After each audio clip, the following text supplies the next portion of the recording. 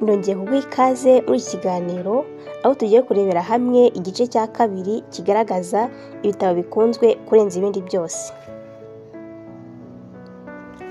Mu gice cy'ikiganiro cyatambutse twarebeye hamwe ibitabo 5 byakunzwe, aho twabonye ibitabo byasomwe cyane duhereye ku mwanya wa 10 kugeza ku mwanya wa 6. Muri iki gice cya kabiri rero tugiye kurebera hamwe ibitabo byasomwe mbese byakunzwe duhereye ku mwanya wa 5 tukageza ku mwanya wa 1.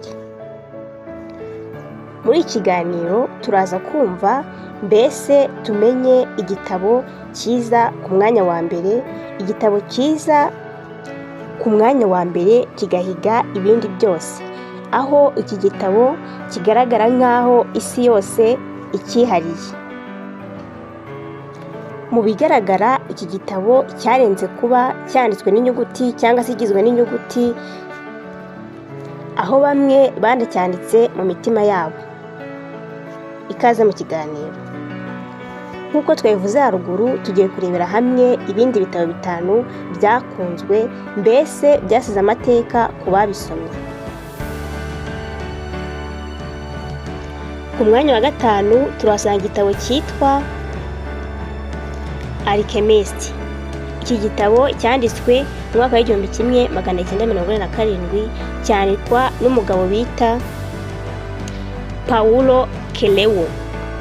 Muri iki gitabo uyu mugabo yerekanamo amasomo 12 yagufasha kumva wuzuye cyangwa se kumva utekanye. Aya masomo kandi agaragara muri iki gitabo yanagufasha kumva ko ibintu byose bishoboka. Muri ayo masomo twavuga nk'iryo yise buri wese afite intego cyangwa se buri wese afite icyo yifuza kugeraho, ariko benshi ntago babiharanira. Bitewe n'ubuhanga iki gitabo cyanditswemo ndetse n'amagambo afasha benshi mu buzima bwa buri munsi, cyarakunzwe ndetse gisomwa n'abantu benshi, aho miliyoni 150 za kopi zacyo zimaze kugurishwa muri iki gihe. Ku mwanya wa 4 turahasanga igitabo cyitwa The Lord of the Rings. Kikaba cyaranditswe mu mwaka wa 1954 kikandikwa n'umugabo witwa John Ronald. Iki gitabo amateka agaragaza ko cyakunzwe kigasomwa kandi kigasomwa n'abantu benshi, aho kugeza ubu kopi miliyoni 150 zacyo zagurishijwe. Ku mwanya wa 3 turasanga igitabo bita Harry Potter series. Iki gitabo cyanditswe na Joanne Catherine, akaba yaracyanditse guhera mu mwaka wa 1997 kugeza mu mwaka wa 2007. Iki gitabo inyandiko nyinshi zigaragaza ko cyakunzwe ndetse kigasomwa n'abantu benshi. Iki gitabo kigizwe ahanini n'ibintu bisa nk'aho bitabayeho. Kugeza ubu kopi 500 z'iki gitabo zimaze kugurishwa. Iyi byerekana ko iki gitabo cyakunzwe ku rwego rwo hejuru. Ku mwanya wa 2 turasanga igitabo bita Quotations from the Works of Mao. Kikaba cyaranditswe n'umugabo bita Noe Zedong.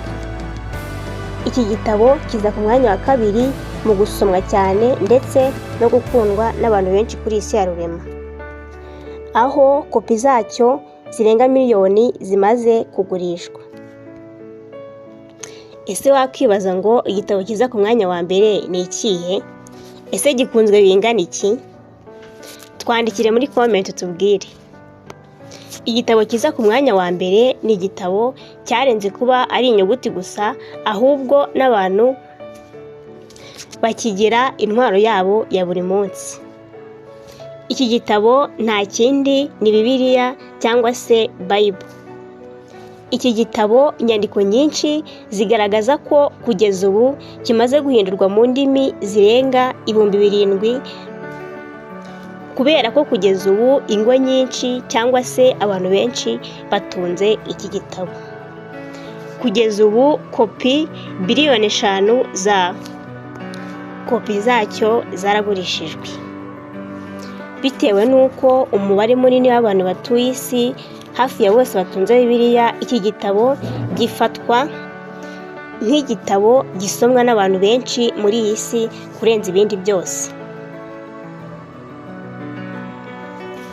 Iki gitabo gikubiyemo inyigisho zitandukanye, harimo ubuvanganzo, amateka, imivugo, ubuhanzi n'inyigisho mbonezamibano.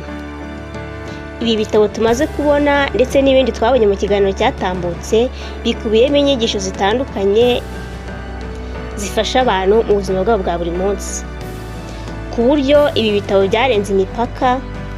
Bigaragara ko ibi bitabo byagiye bisiga ingaruka nziza ku bicaye hasi bakabisoma, binyuze mu by'umwuka, ubuyobozi ndetse n'amasomo yimbitse y'ubuzima. Kugira ngo tubashe kubona amakuru ahagije, twifashishije imbuga zitandukanye ndetse no kugerageza gusoma ibi bitabo. Nk'uko bisanzwe rero, ubushakashatsi buhora bukorwa kandi bugakorwa n'abantu batandukanye bafite imyumvire ndetse n'ibitekerezo bitandukanye.